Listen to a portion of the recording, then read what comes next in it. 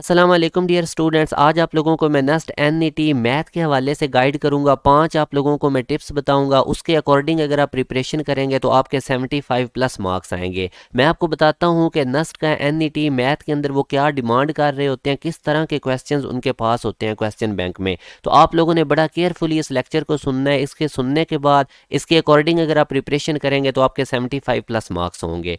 पहला तरीका कर क्या है कि आप लोगों ने की फैक्ट्स याद करने हैं। कुछ ऐसे ट्रिक्स होते हैं, कुछ ऐसे फैक्ट्स होते हैं जो हमें फार्मूलाज बुक में नहीं गिवन होते, तो वो आप लोगों ने समझने हैं। जैसे कि मैं आपके सामने एक पास पेपर का क्वेश्चन रखता हूँ। अब ये एक पास पेपर का क्वेश्चन है कि आपने एंगल बताना है वॉच के हैंड्स के दरमियान जब 7:30 PM का टाइम है। तो ये आपके सामने मैंने वो टाइम शो भी किया है। तो अब देखें, एक की फैक्ट होता है हमारे पास ये वाला। इसमें आवर्स को आपने मल्टीप्लाई 30 से करना है, माइनस कर देना है जितने भी मिनट्स हैं उसको 11/2 से मल्टीप्लाई करके। तो आप लोगों ने मॉडुलस भी इसका देख रहे हैं कि अगर इसका आंसर नेगेटिव आता है तो मॉडुलस की वजह से आपने उसको पॉजिटिव कर देना है। मैं आपको ये सॉल्व करके दिखाता हूँ। देखें, आवर्स अभी कितने हो चुके हैं, 7। तो आवर्स की जगह 7 लिखा, 30 से मल्टीप्लाई किया, आगे माइनस लिखा। अब मिनट्स हमारे पास कितने हो चुके हैं, 30। तो इधर मैं 30 लिखूंगा, मल्टीप्लाई बाय 11/2 करूंगा। अब इसको सिंपली मैं सॉल्व करूंगा, सिंप्लीफिकेशन है। 30 को 7 से मल्टीप्लाई किया, 2 10 माइनस 15 इंटू 11। 30 को 2 से डिवाइड करें तो 15 आता है। तो अब बस इसको आप माइनस करेंगे तो आपके पास आंसर आएगा 45 डिग्री, जो कि सी ऑप्शन है। तो अब इस तरह के की फैक्ट्स आपको कैसे पता चलेंगे, मैंने इसके ऊपर नस्ट के मैथ की लेक्चर सीरीज मैंने स्टार्ट की हुई है। तमाम लेक्चर्स की प्लेलिस्ट मैं डिस्क्रिप्शन में दे दूंगा, वो लेक्चर्स आप सुने, साथ साथ अपनी टेक्स्ट बुक से उसकी प्रैक्टिस करें आप। तो आपके जो नस्ट का मैथ का पोर्शन है इसके अंदर आपके 75 प्लस मार्क्स होंगे। तो वो लेक्चर्स आप लोगों ने ज़रूर सुनने हैं। मैंने ऊपर आई कार्ड भी लगा देता हूँ और नीचे मैंने इसका डिस्क्रिप्शन में लिंक भी दे दिया हुआ है। अच्छा, अब दूसरा क्या है कि बच्चे क्या गलती करते हैं, वो एक्सरसाइजेज तो उन्होंने की होती है, एक्सरसाइजेज के स्टार्ट वाली थ्योरी इग्नोर करते हैं जिसमें फार्मूलाज होते हैं, डेफिनेशंस होती हैं। तो आप लोगों ने थ्योरी केयरफुली रीड करनी है अगर आप नस्ट के एनईटी एग्जाम के लिए तैयारी कर रहे हैं। अब मैं आप लोगों को इसमें से एक पास पेपर का क्वेश्चन बताता हूँ और फिर आपको इसकी इंपॉर्टेंस का पता चलेगा। अब ये आप लोगों का जो कम्प्लेक्स नंबर वाला चैप्टर है, ये स्टार्ट में 1.1 एक्सरसाइज के स्टार्ट की थ्योरी है कि which one of the following is an irrational number. याद रखें, ये जो 3.14 है ये पाए का वैल्यू नहीं होता और ना ही 22/7 पाए का वैल्यू होता है। ये अप्रोक्सीमेशन होती है, अप्रोक्सीमेटेड वैल्यू होती है। तो अब इसमें से अगर आप देखेंगे तो इरेशनल नंबर वहाँ पर लिखा हुआ भी है, सी ऑप्शन है इसका, पाए। ऑल ऑफ दीज क्यों नहीं हो सकता, क्योंकि ये 3.1415 और 22/7 ये वैल्यूज़ नहीं होती पाए की, ये अप्रोक्सीमेशन है। तो पाए हमारे पास इरेशनल नंबर है, ये उधर थ्योरी में लिखा हुआ है 1.1 एक्सरसाइज के शुरू वाली जो थ्योरी है। तो यहाँ से अब आपको पता चला। दूसरा आप लोगों ने टिप्स क्या याद रखना है कि थ्योरी जो है एक्सरसाइज इसके स्टार्ट में, उसको आप लोगों ने केयरफुली रीड करना है। नेक्स्ट आप लोगों को जो मैं टिप देने लगा हूँ, आपने स्मार्ट टेक्निक सीखनी है जिससे आपका टाइम सेव होगा।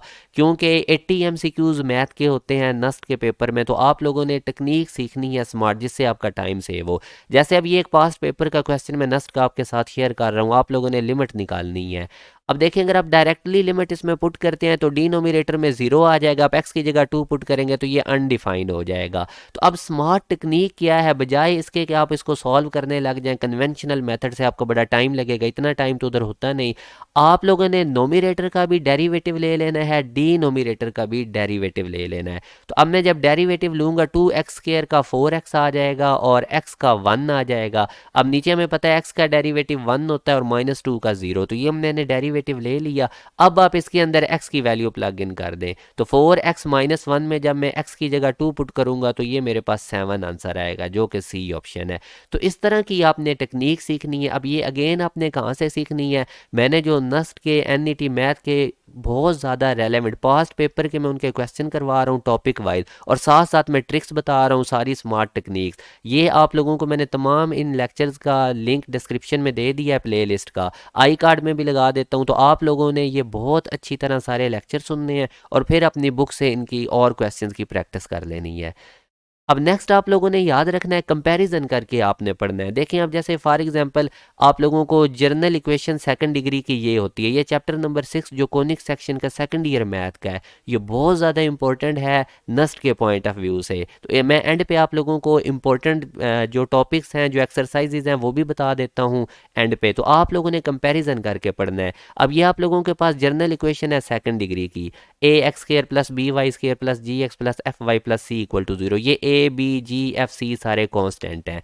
अब अगर तो ए और बी आपस में इक्वल हैं और ए और बी नॉन जीरो हैं, तो ये रिप्रेजेंट करेगी ये इक्वेशन सर्कल को। अगर एक्स स्केयर और वाई स्केयर के कोफिशिएंट इक्वल होंगे तो ये इक्वेशन सर्कल को रिप्रेजेंट करेगी। और अगर ए और बी यानी एक्स स्केयर और वाई स्केयर इन दोनों में से किसी एक का कोफिशिएंट जीरो हो, यानी या एक्स स्केयर वाली टर्म ना हो या वाई स्केयर वाली टर्म ना हो, तो फिर ये इक्वेशन रिप्रेजेंट करेगी पैराबोला को। और अगर ए और बी आपस में इक्वल ना हो, यानी एक्स स्क्वायर और वाई स्क्वायर के कोफिशिएंट आपस में इक्वल भी ना हो मगर दोनों के साइन सेम हो, तो फिर ये रिप्रेजेंट करेगी इक्वेशन 1 इलिप्स को। और अगर ए और बी आपस में इक्वल भी ना हो और इनके साइन भी अपोजिट हो, यानी साइन इनके सेम ना हो, डिफरेंट साइन हो, तो फिर ये हाइपरबोला को रिप्रेजेंट करेगी। अब देखें मैंने एक जर्नल इक्वेशन सेकंड डिग्री की लिखी है और उसमें से मैंने आपको चैप्टर नंबर 6 की चारों टर्म्स बता दी हैं, कब ये सर्कल होगी पैराबोला, कब ये एलिप्स होगी, कब ये हाइपरबोला होगी। तो इस तरह कंपैरिजन करके आप लोगों ने पढ़ना है। अब जैसे ये एक क्वेश्चन आप लोगों के सामने मैंने एक second general equation second degree की लिखी है, तो आप मुझे बताएं कि अब ये किसको रिप्रेजेंट करती है। तो अगेन देखें एक्स स्क्वायर का कोफिशिएंट भी 2 है, वाई स्क्वायर का भी कोफिशिएंट 2 है, यानी ए और बी आपस में इक्वल हैं, तो ये सर्कल को रिप्रेजेंट करती है। इसी तरह अगर एक्स स्क्वायर या वाई स्क्वायर वाली कोई टर्म खत्म हो जाए, यानी इनका कोई कोफिशिएंट जीरो होता, तो फिर ये रिप्रेजेंट करनी थी पैराबोला को। तो इस तरह करके आप लोगों ने अब इसको देखना है। लास्ट वाला जो आप लोगों को मैं बहुत इंपॉर्टेंट ट्रिक देने लगा हूँ, आपने शॉर्टकट टेक्निक सीखनी है, ये वेरी इंपॉर्टेंट है। अब जैसे मैं आप लोगों के सामने एक सिंपल सा क्वेश्चन रखता हूँ, अब इसमें आप लोगों ने y की वैल्यू निकालनी है। तो याद रखें जब भी आप लोगों ने इस तरह इक्वेशन को सॉल्व करना तो आप इस पे मेथड लगाएं, प्लग इन मेथड। इसको बैक सॉल्व टेक्निक भी कहते हैं। बजाय इसके कि आप इसको सॉल्व करने लग जाएं, आप ये जो ऑप्शंस हैं इनको y की जगह पुट करते जाएं और जो ऑप्शन इसको इक्वेशन को सेटिस्फाइड कर देगा वो आंसर होगा। जैसे अब मैं अल्फा ऑप्शन में 4 है तो मैं y की जगह 4 पुट कर देता हूँ इधर भी और इधर भी। तो ये देखें मैंने इसकी y की जगह 4 पुट किया, थोड़ा सा सॉल्व किया तो 7 रूट इक्वल टू 7 रूट। तो यहाँ से मुझे पता चला कि इसका अल्फा ऑप्शन ठीक है। तो इस तरह आप लोगों ने शॉर्टकट टेक्निक सीखनी है, बहुत ज़्यादा शॉर्टकट टेक्निक है। तमाम शॉर्टकट टेक्निक्स, तमाम स्मार्ट टेक्निक्स ये मैं अपने लेक्चर्स के अंदर अपलोड किए जा रहा हूँ, तमाम तरीका बता रहा हूँ, नस्ट के पास्ट पेपर सॉल्व करवा रहा हूँ। तो वो वाले लेक्चर्स आप लोगों ने ज़रूर सुनने हैं।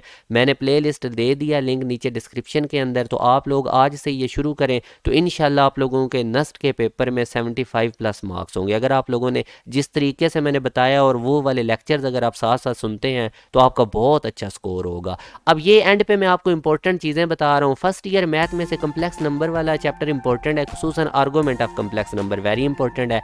मैट्रिसेस और क्वाड्रेटिक इक्वेशन में से क्वेश्चन आते हैं। Chapter number 6 first year math का वेरी इंपॉर्टेंट है, इसमें से 5-6 क्वेश्चन आ जाते हैं। चैप्टर नंबर 7 के अंदर से प्रोबेबिलिटी बहुत ज़्यादा इंपॉर्टेंट है, ट्रिग्नोमेट्री इंपॉर्टेंट है। सेकंड ईयर मैथ के अंदर से चैप्टर 1 इंपॉर्टेंट है, चैप्टर 4 बहुत ज़्यादा इंपॉर्टेंट है, इसमें से 10 तक MCQs भी आ जाते हैं। लाइंस वाला ये चैप्टर है वेरी इंपॉर्टेंट। और चैप्टर नंबर 6 सबसे ज़्यादा इंपॉर्टेंट है सेकंड ईयर मैथ का, इसमें से 15 तक भी MCQs आ जाते हैं। तो ये आप लोगों के सामने मैंने हाईलाइटेड चैप्टर्स रख दिए हैं जिनमें से ज़्यादा नस्ट वाले पूछते हैं। तो आप लोगों ने इसी पैटर्न के अकॉर्डिंग प्रिपरेशंस करनी है। और जो मैंने आप लोगों को लेक्चर्स बताए हैं डिस्क्रिप्शन में उनका लिंक है प्लेलिस्ट का, वो आप लोग सीक्वेंस से डेली के 2-2 3-3 लेक्चर्स वो सुनने शुरू कर दें जो नस्ट के अंदर बच्चे अपनी सिलेक्शन लेना चाहते हैं। अपना ख्याल रखिएगा। अल्लाह हाफिज़।